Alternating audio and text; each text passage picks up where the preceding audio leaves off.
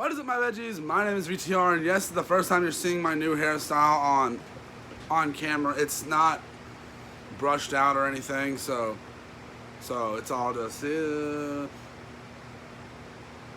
we're going to be reviewing a movie. It's been a little while since we've reviewed anything, so it's insane that we have something to review. Today we're going to be reviewing the DreamWorks movie Abominable, which I have not actually sat down to review a movie in a little bit. Because it's really been hard to be able to see stuff that's new.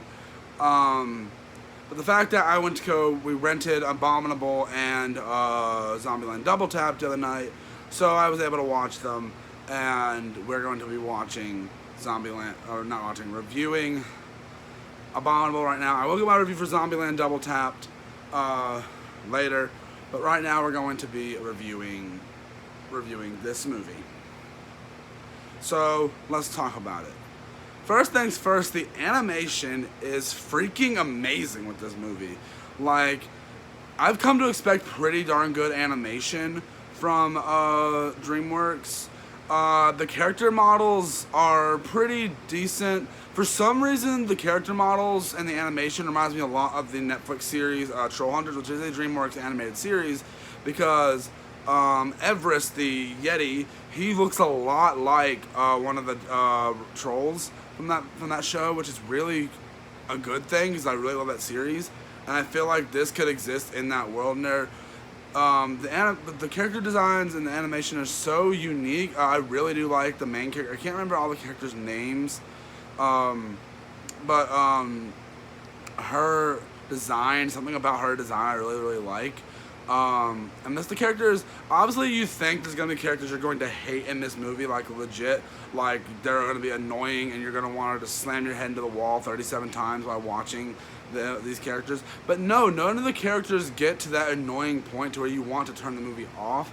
None of them get to some of that, that far into the, oh my goodness, turn this darn film off or I'm going to slam my head into a wall 37 times. None of them get to that extent of annoyingness. There are some dumb jokes. There's one butt joke that was done in the trailer, the blueberries.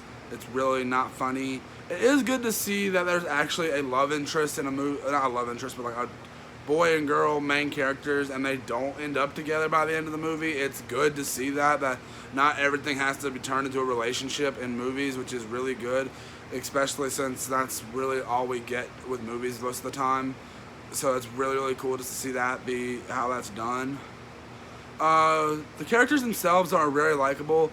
There's not one character in the movie where I was like, kill me, this character's annoying. Each one of the characters had their own likability. No one was really annoying. Even the minor characters that are not even on screen that much are really fun. There's like these little henchmen ones that follow around. They're pretty funny. The villain, which is surprising, got a twist actually, which I really kind of was expecting, but wasn't at the same time. It was kind of you could see it coming, but I wasn't paying attention that much to that. And there's another the main villain, which if you've seen the movie, you know what I'm talking about.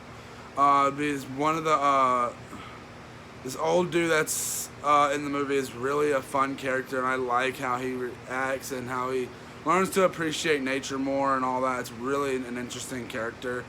And for some reason, there's this redhead scientist character who reminds me a lot of three different characters. She reminds me of, well, no, two different characters really. For some reason, the way she looks, she reminds me a lot of the babysitter character from The Incredibles. I don't remember her name.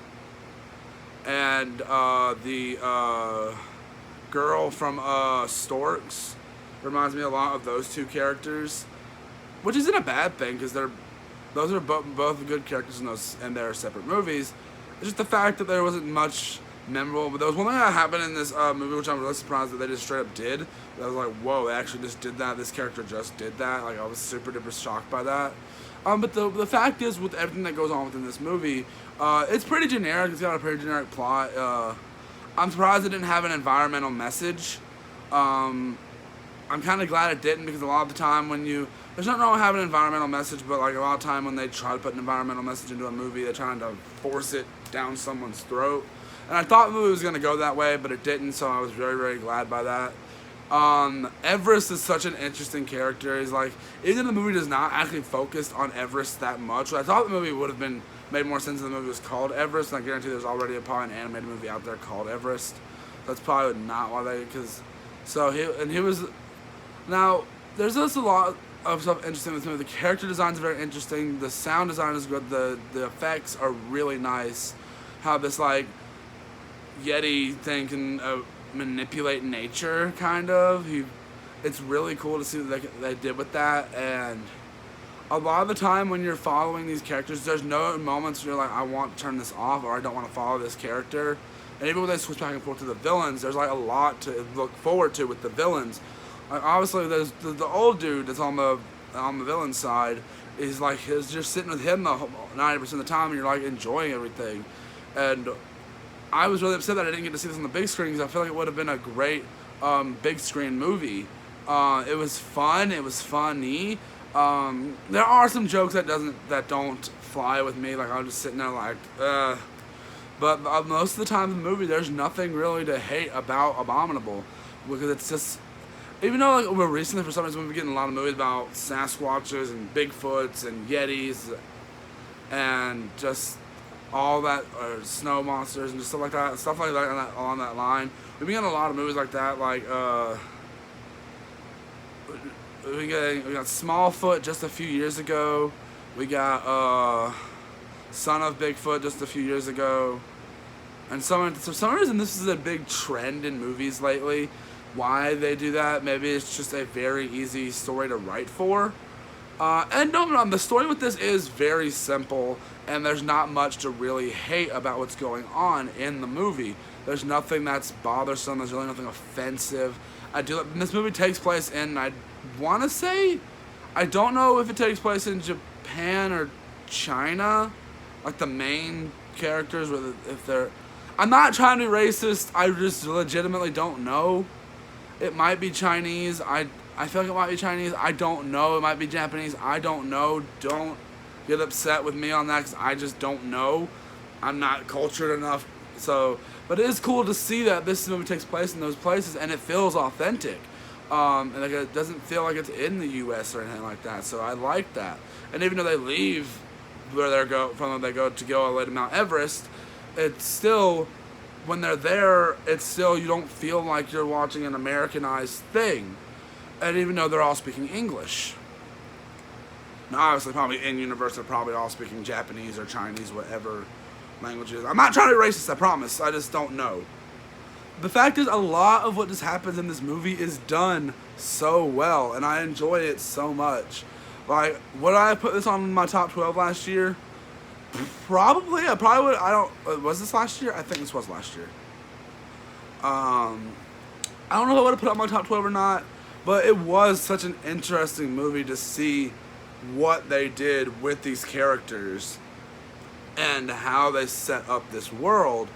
And it's very interesting to see why they would do certain things that they did with these characters, why they wouldn't, and just the fact that one thing I really liked is a guy character in this. I don't remember their names, but they kind of turn it on their head, because usually it's a girl character that's obsessed with their technology and their phone and all that, but it's a guy this go around, and I like that, changing it up and just showing like, hey, girls are not the only people that are obsessed with their tech, guys are too. And I like that they actually implement that into the movie. And there are some moments where I'm legitimately like, on the edge of my seat. I'm not going to lie. There's one moment where I'm like, whoa. And you do feel emotional attachment to these characters. And there's like actually some stuff where you want to actually sit down and enjoy. Now, let's get into the bads. Some jokes just don't fly. They're just not funny. They're the typical jokes that you expect from a kid's movie. And just so much of it just doesn't sit well with me. But there's more that sits well with me than what doesn't sit well with me, because the movie is just done in a pleasant way. And I don't even know what to really rate this movie. I guess I'll go with I'm gonna go 3.5 out of 5 rating for this movie. because I just don't know what else to say for this movie, to be honest. It's fun, it's funny, it's got good moments, it's got good characters. There's nothing to hate about this movie. There's nothing offensive.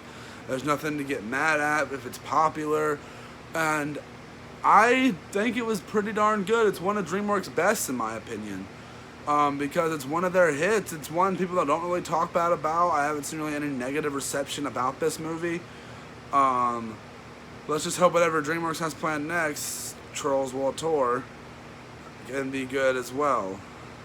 See, some people behind How to Train Your Dragon did this movie, and that's why I was really into it. And it felt like people who did How to Train Your Dragon were behind this movie. It felt like it. And there's even a toothless little cameo in this. You have to really pay attention, though, or it'll fly over your head. But yeah, I hope you guys enjoyed this video. If you did, you guys know the drill. And I will see you guys in the next one. Bye, and stay safe. Bye.